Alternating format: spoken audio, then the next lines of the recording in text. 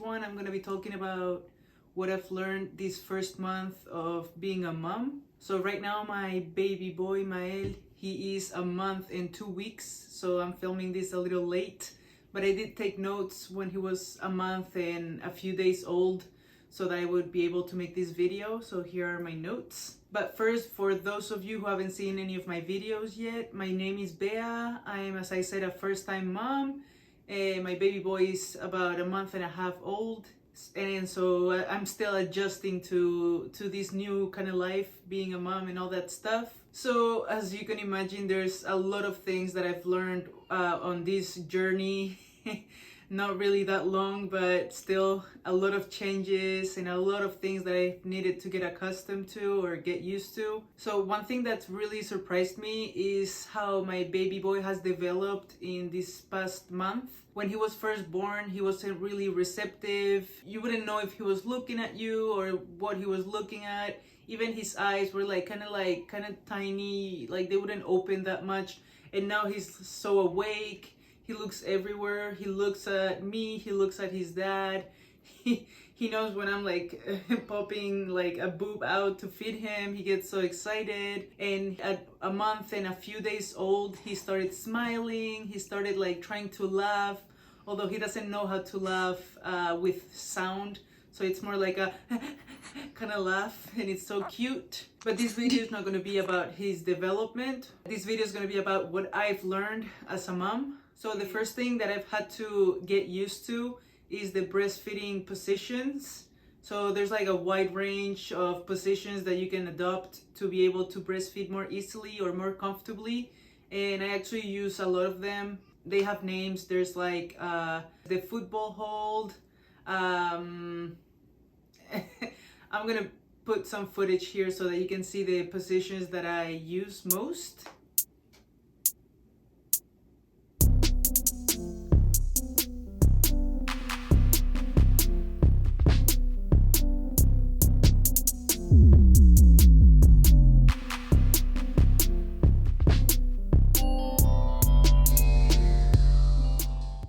In terms of breastfeeding, another thing that I've had to get used to, which was not easy at all, was the schedule, which is none at all.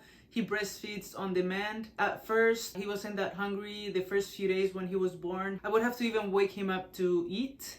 But now it's I'm the one that can't sleep because he wants to eat constantly. Adapting to that kind of schedule was really, really difficult. There's not really a schedule there that I can be okay, he's gonna breastfeed for 40 minutes, then he's gonna sleep for 3 hours. For me, it hasn't worked like that. So between breastfeeding and also I started pumping when he was 2 weeks old. I'm not able to stock up milk in the fridge, so every time that I pump, maybe I'll pump 2 or 3 times a day, and that gives me maybe a bottle and a half.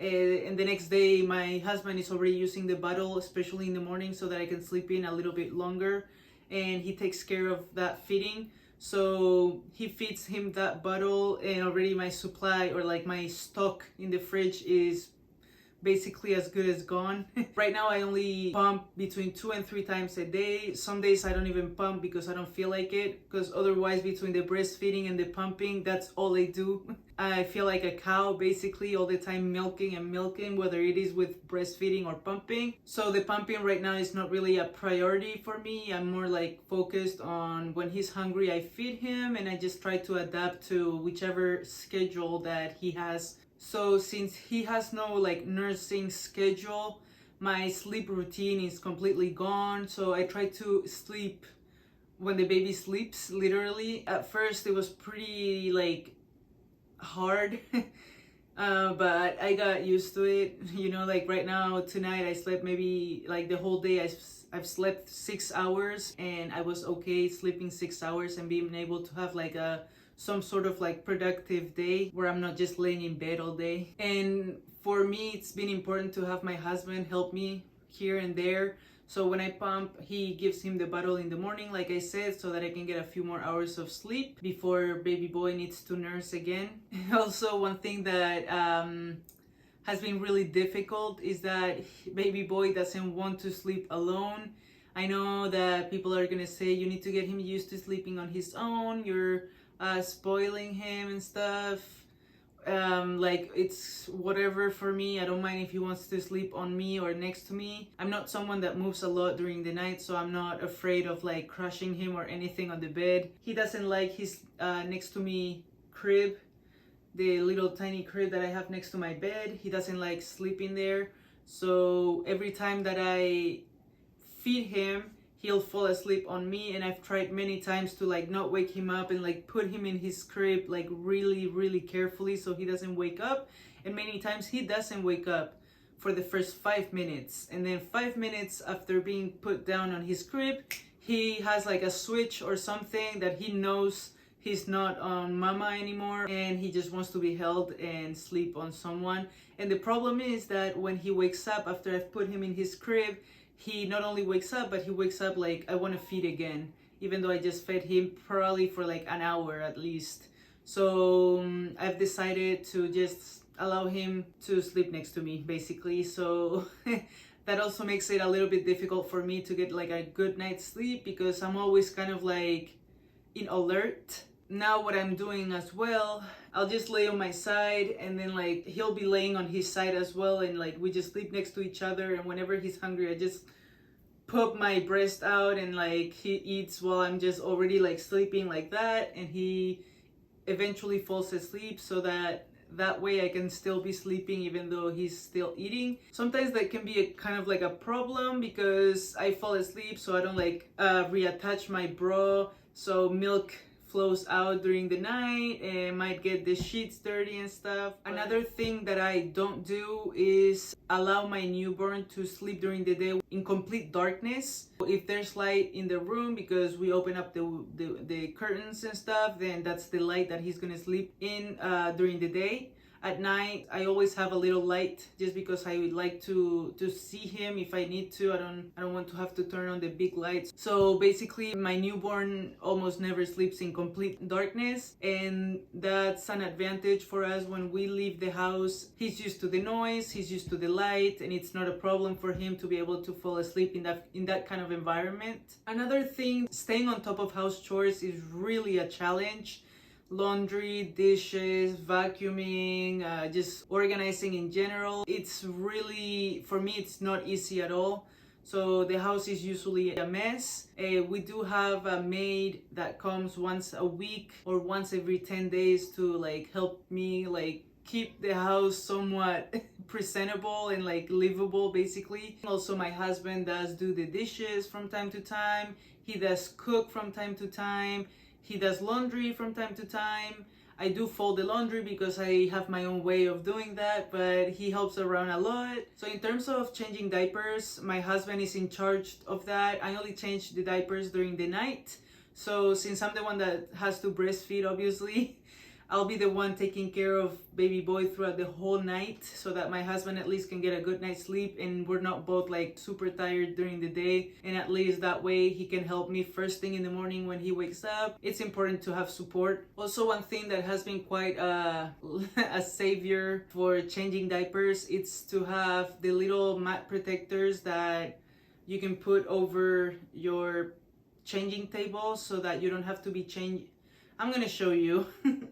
So it's this little piece of like cloth that you can wipe, so that in case there's like some sort of blowout or like you get the changing mat dirty, you just wipe it off so that you don't have to be changing the sheets constantly if there's like some sort of accident. So that has been really helpful for us. It minimizes the laundry that you have to do for baby boy, which I underestimated how much clothes they can go through in a day, and that's the kind of laundry that I have to have as a priority because baby boy cannot run out of clothes. Especially now during the winter, it's pretty cold. He needs to leave the house fully clothed and warm so that he doesn't get sick. It's important not to overdress them though, because my baby boy, after a month of life, he now starts to sweat. Like, you need to be careful because if he sweats, then he's wet and that he can catch a cold more easily. Also, in order to change baby boy during the night, I don't even have to leave the bed because I have a little changing station right next to my bed. So the first drawer of my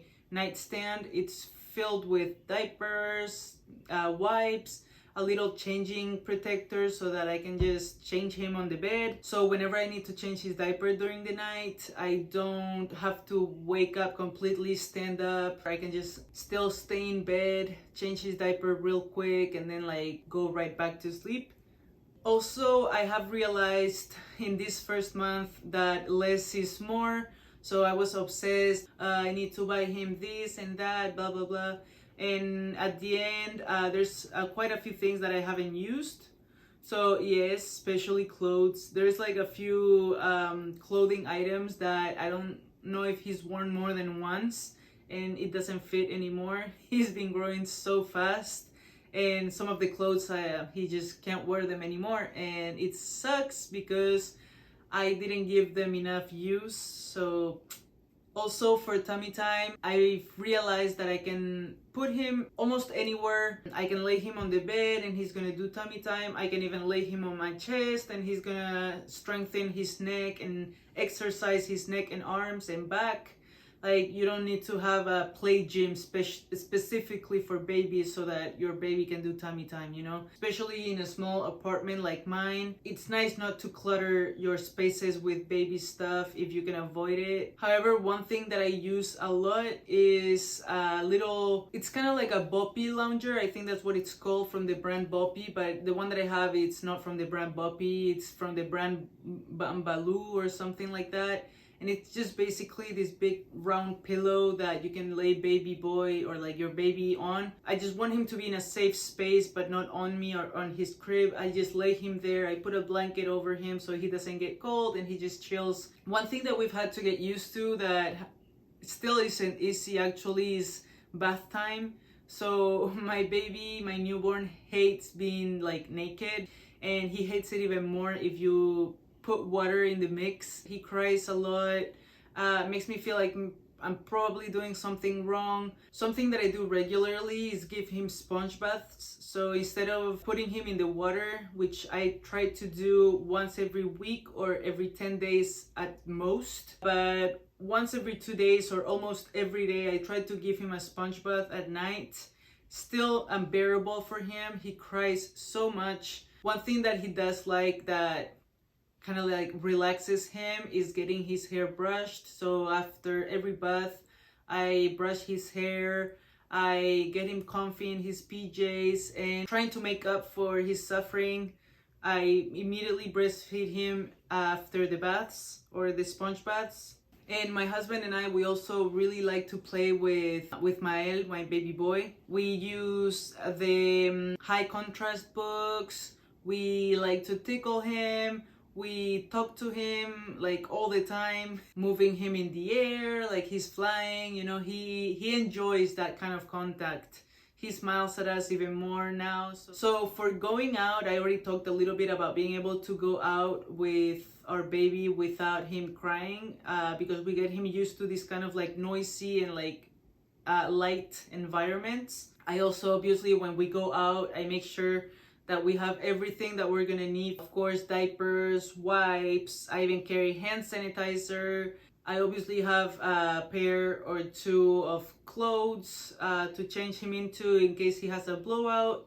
And then I now also make sure that I have a pacifier. So I've tried not to introduce bottles and pacifiers for the first month, but I could only make it until 3 weeks and a few days, so like almost a month. So in public, while going out with baby boy, I make sure I dress appropriately so that I can breastfeed. I don't wear t-shirts or anything. I only wear shirts or things that I can like unzip or unbutton. So that's one thing that I find really important. Otherwise, it becomes a hassle to breastfeed baby boy. I have to literally undress myself from the waist up. So another few things that I find super important that I probably mentioned already, it's first of all important to count on others, as your husband, family, boyfriend, whatever, whoever you have around, ask for help. And then also super important, and probably the most important thing and the most obvious thing as well, you know, you don't need me to tell you this, It's to enjoy every minute that you get with your newborn. You might get frustrated at times because he just wants to eat, or like because he did this or that or whatever. You might get frustrated, but just remember that you're gonna miss those moments later on. I feel like I just had to say it because sometimes I find myself in that position where like I just get too frustrated or too angry to be able to enjoy those moments. So okay, I'm not gonna blab anymore. As I mentioned, I did learn a lot this first month. There's even a few things that I haven't mentioned because I just don't want to make this video too long or longer than it already is. But anyways, I think I'm done. I don't want to go back in circles, so I'm just gonna thank you for watching. If you made it all the way till the end, I hope you liked this video. If you did, give it a thumbs up, you know, all that good stuff. Subscribe to my channel. Tell me what else you'd like to see. I do have a lot of video ideas in mind, and I also do have a lot of videos already to edit, but I'm looking for more ideas. If you guys want to see anything specific, let me know in the comments. Thank you for watching again, and I'll see you in my next video. Peace out.